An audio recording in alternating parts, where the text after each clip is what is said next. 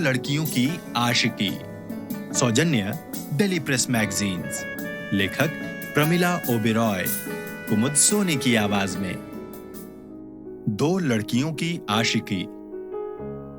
18 मार्च 2017 को police control room को सूचना मिली कि गांव अनोड़ा में कुछ लोगों ने दो लड़कियों को घेर रखा है। उनकी जान को खतरा है। कंट्रोल रूम ने यह सूचना थाना राया पुलिस को दे दी, क्योंकि गांव अनोड़ा उसी के अंतर्गत आता था। सूचना मिलते ही थाना राया के थाना प्रभारी इंस्पेक्टर अनिल कुमार पुलिस बल के साथ गांव अनोड़ा पहुंच गए। गांव पहुंचकर उन्हें पता चला कि वो फोन राम खिलाड़ी के घर से किया गया था। पूछताछ में अनिल कुमार के सामने जो घटना आई वो हैरान करने वाली थी। फोन जिन दो लड़कियों ने किया था वे आपस में शादी करना चाहती थी, जो लोगों को स्वीकार नहीं था। लोग दोनों को अलग करना चाहते थे, जबकि लड़कियां एक दूसरे से अलग नहीं होना चाहती थी। जब लोग जबरदस्ती करने लगे तो उन्होंने कंट्रोल रूम के 100 नंबर पर फोन कर दिया था। मामला कोई बहुत गंभीर नहीं था, फिर भी कुछ लोगों को उत्तेजित देखकर अनिल कुमार दोनों लड़कियों को साथ लेकर थाने आ गए। उनके पीछे पीछे दोनों लड़कियों के घर वाले ही नहीं, कुछ रिश्तेदार और गांव के भी तमाम लोग आ गए थे। पुलिस जिन दोनों लड़कियों को थाने ले आई थी, उनमें से एक का नाम सोनिया था। उसकी उम्र 23 साल थी। वो मथुरा जिले के थाना राया के गांव अनोड़ा के रहने वाले राम खिलाड़ी की बेटी थी। उसके साथ आई लड़की का नाम रीना था, जो 21 साल की थी।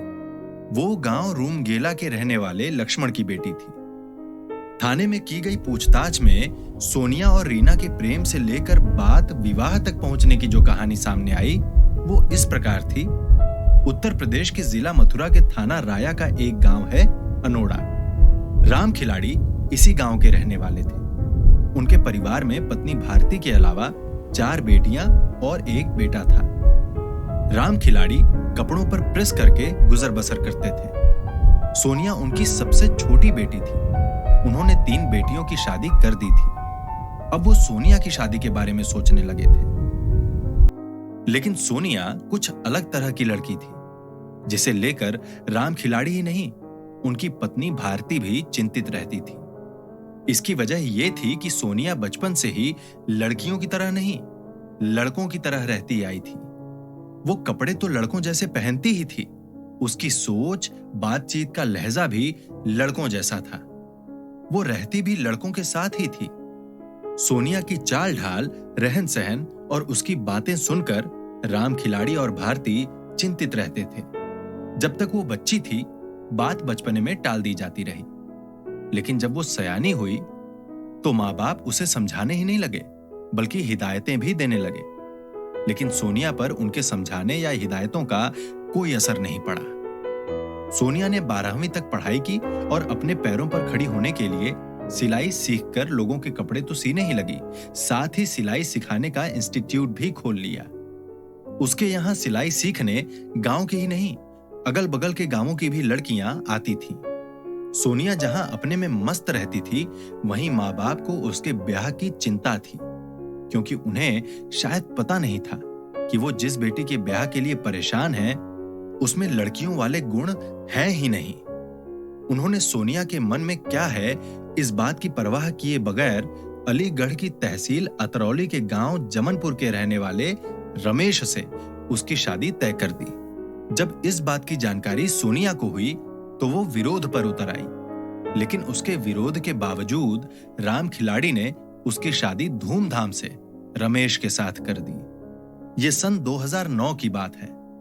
माँ बाप के इस फैसले से नाराज सोनिया ससुराल चली तो गई, पर बागी बन गई। ससुराल वालों ने उसे हाथों हाथ लिया, पर उसके मन में जो था उसमें जरा भी बदलाव नहीं आया। सोनिया ने पति को छूने देने की कौन कहे, चारपाई के भी नजदीक नहीं आने दिया। सवेरा होते ही उसने साड़ी उतारकर फेंक दी और जीन्स टॉप पहन लिया। बहू की इस हरकत से ससुराल वाले हैरान रह गए। उन्हें यह जरा भी पसंद नहीं आया। उन्होंने उसे नादान समझकर समझाना चाहा, पर वो कुछ भी समझने को तैयार नहीं थी। उन्होंने फोन करके सारी बात राम खिलाड़ी को बताई तो वो परेशान हो उठे। बड़ी मुश्किल से तो उसने बेटी की शादी की थी।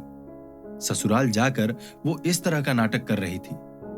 5 दिनों बाद वो मायके आई तो उसने साफ कह दिया कि अब वो ससुराल नहीं जाएगी। इसके बाद लाख प्रयास के बावजूद भी वो ससुराल नहीं गई।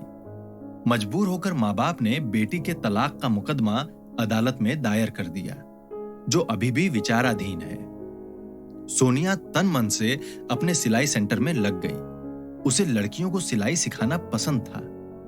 न जाने क्यों उसे लड़कियों को छूना अच्छा लगता था, इसलिए वो उन्हीं के बीच लगी रहती थी। एक दिन पड़ोस के रूमगेला गांव की रहने वाली रीना उसके सिलाई सेंटर पर सिलाई सीखने आई, तो उसने उसमें न जाने क्या देखा कि उसे लगा इसी लड़की की उसे तलाश थी। रीना अभी पढ़ रही थी। वो सिलाई सीखकर अपनी पढ़ाई का खर्च खुद निकालना चाहती थी। उसके पिता लक्ष्मण खेती करते थे। उनके परिवार में पत्नी शांति के अलावा 4 बेटियां थीं। 3 बेटियों की वो शादी कर चुके थे।